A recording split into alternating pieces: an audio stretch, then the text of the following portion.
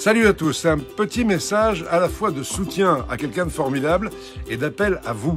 Jérémy va lancer un nouveau défi sportif, quoi de plus beau face à la maladie. Une marche de 24 heures. Alors ça commence le samedi 3 octobre à 19 h au Stade Europe de Colmar. On compte sur vous pour aller le soutenir. Alors allez l'aider, allez assister à son départ et j'espère que vous serez nombreux à le soutenir. Jérémy, bravo, je suis derrière toi, salut. Grand format aujourd'hui avec Jérémy Stempflin, sa tête vous dit quelque chose forcément, regardez ces images, il avait fait un exploit tout à fait incroyable puisqu'il avait relié l'Alsace à Paris et à l'époque, Jérémy, c'est Brigitte Klinkert qui vous avait accueilli à la Maison de l'Alsace.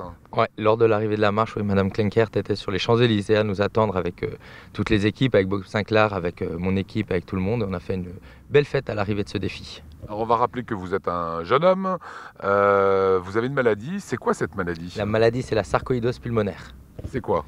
C'est une maladie auto-immune qui fait qu'on a parfois du mal à respirer, qu'il faut s'aider de corticoïdes parce qu'il n'y a pas de traitement et ça fait partie des maladies rares. Et donc ça fait des années que vous êtes sous traitement?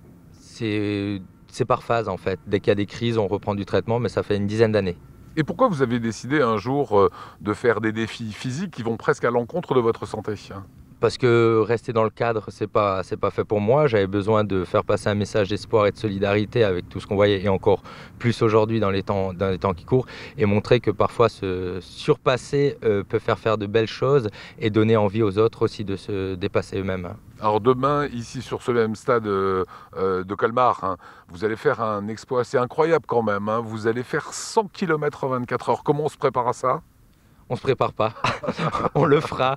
Non, je sais pas. L'idée, à la base, j'aurais dû partir faire l'Ultra Mirage dans le désert tunisien qui a été reporté à cause du Covid. Et quand j'étais cet été à Monaco, à l'Hercules de Monaco, je voyais tous ces athlètes sur les pistes d'athlétisme et c'est là où j'ai eu l'idée au fond de ma tête de me dire il faudrait que je fasse quelque chose dans un stade. Et par rapport au Covid, c'est le mieux. C'est le mieux d'être cloisonné dans un stade. Et puis c'est comme ça est née l'idée de faire 24 heures de marche pour 100 km. Alors c'est une opération au profit de votre association, Marcher pour respirer. Les gens qui nous regardent vont pouvoir marcher avec vous? Tout l'accès au week-end est gratuit pour le public, mais les marcheurs solidaires doivent faire une petite inscription sur Sport Chrono, c'est gratuit. Même si c'est demain, vous pouvez encore vous inscrire et venir. Il y a des tranches horaires qui sont différentes, c'est à vous de choisir. Tout est gratuit, mais juste pour vérifier le flux, qu'il n'y ait pas trop de monde en même temps, on a mis des inscriptions. Et on attend du monde demain, et ça va être aussi la fête à partir de 19 h. Expliquez-nous. Alors à partir de 19 h, on a la grande chance de recevoir Claudio Capeo, on a la chance de recevoir un concert de la star américaine Linda Lee Hopkins qui vient faire du gospel, différents artistes, on aura Nicolas de Masterchef, Aurélie Roux, Miss Alsace qui sera présentée en Miss France avec la présence aussi de la ministre Brigitte Klinkert. Donc de 19 h à 20 h, il y aura une scène avec de la musique.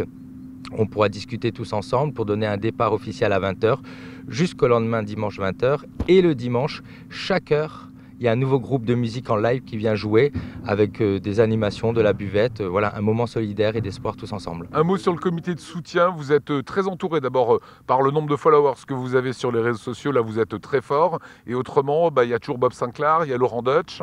Alors oui, la panoplie et le panel d'artistes ont évolué au fur et à mesure. Là, on reçoit en soutien Jérémy Ferrari, Laurent Deutsch. On a eu la chance de recevoir le soutien du Prince de Monaco. Voilà, ça évolue tout doucement et puis on voit que le message passe et qu'ils sont présents parce que c'est un simple message d'espoir et de solidarité. Et ils jouent le jeu et ils sont là, ils sont présents. Voilà, comment vous voyez la suite? Il y a eu le Covid pour vous, comment ça s'est passé? C'est catastrophique si le Covid se devait vous toucher?